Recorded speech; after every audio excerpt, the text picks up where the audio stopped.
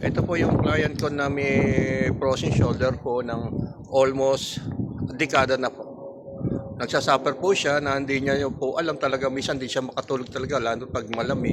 Talagang hindi niya may taas yung kamay niya, parang si Kristo lang po. Pero alhamdulillah po, sinesyon ko lang po ng isa. Siya na po yung magsasabi ko ano naging resulta.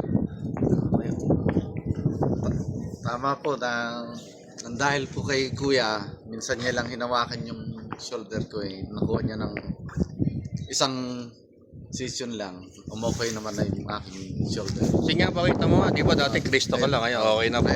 Okay na po. Maganda na yung Kondisyon na po niya ngayon. Dati po talaga halos dekada na daw po yan na talaga tinitiis niya. Akala ay wala po siyang makita na mangilot aksidente po na punta po sa church.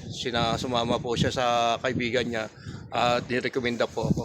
Alhamdulillah po siya, okay na po siya ngayon. Di ba bro? Ngayon hindi na kumikirot, di ba? Okay na. Nakakatulog ka na ng maayos, di ba? Tama ba yan? Tama. Alam mo bro, lahat ng bagay ay pinagkaloob ng Panginoon. Tandaan mo yan.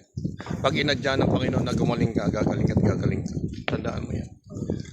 May recommend mo ako taga Jeddah na ako legit na kuya na isang legit na mga hilot dito sa Jeddah.